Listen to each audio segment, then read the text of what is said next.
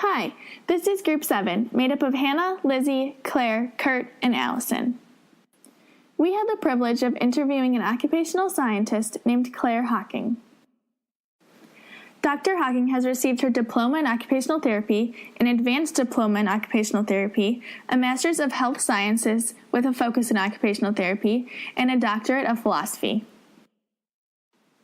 Dr. Hocking currently works at Auckland University of Technology in Auckland, New Zealand. Here she is a professor teaching occupational science and evidence-based practice. Dr. Hocking teaches in the Bachelor's of Occupational Therapy program, and she supervises the Master's program. Dr. Hocking used to work in the geriatric medical ward where most patients were receiving rehab to return home, most people with very severe arthritis. She also worked in a small rehab service, which had been set up for people with severe head injuries, long-term, getting back to being mobile and getting back to their roles besides being a patient. Lastly, Dr. Hocking included working at a psychiatry unit.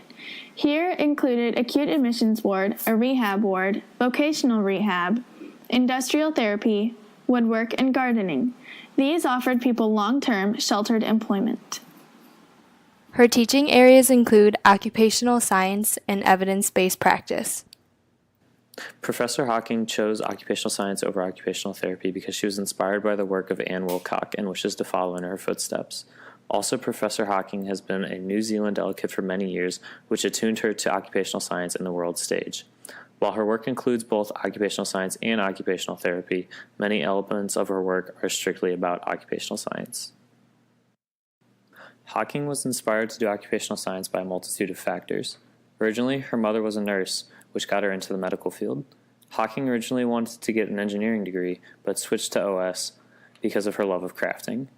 This love of crafting steered her towards occupational science and occupational therapy and further away from engineering. Currently, Professor Hocking is doing more scholarship than research. This means she's not going out and talking to groups of people. However, she is spending a majority of her time supervising master's and doctoral students. Her students' research covers topics such as poverty in occupation, how finances affect the occupations of adolescents, and finding housing for the homeless. One student is focusing on head injury interventions. Specifically, Professor Hocking is interested on why some people don't recover. She works with a student to perform interviews and analysis. In general, Professor Hocking's research interests include the intersection of occupational science and human rights, and devising strategies for people with health conditions to participate in everyday occupations. In addition, Professor Hocking works with members on an international advisory group. Professor Hocking received multiple awards. One award was the Ruth Zemke Lecture in Occupational Science Award from the Society for the Study of Occupation. Another award was the World Federation of Occupational Therapy Merit Award for exemplary service to the Federation. She was the co-recipient of the Auckland University of Technical Vice Chancellor's Award for the Best Research Team. Lastly, Professor Hocking also received the NZAOT Francis Rutherford Lectureship Award. Hocking does find it difficult to find occupational balance in her own life. The main way she creates occupational balance is through owning a dog. Her dog helps her get out of the house. Other ways she has found occupational balance is through finding time to go outside. She likes to be outdoors and spends a lot of weekends out of her hometown of Auckland and ventures to a small country town where she goes for walks.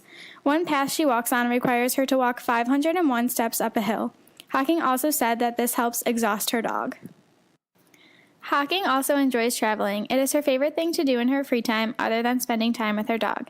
She also stated that she knits socks while traveling. In fact, there are many OTs around the world wearing the socks that she knits. If Hocking could give any advice to OS students and future occupational scientists, it would be to read the international literature. Her personal favorite is the South African Journal of OT. These are accounts of what OTs are actually doing in the world, which strengthens society.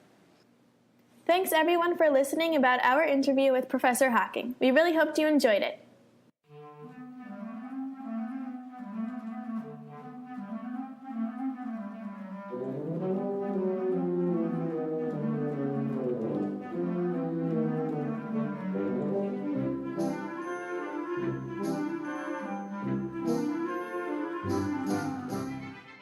Created using Powtoon.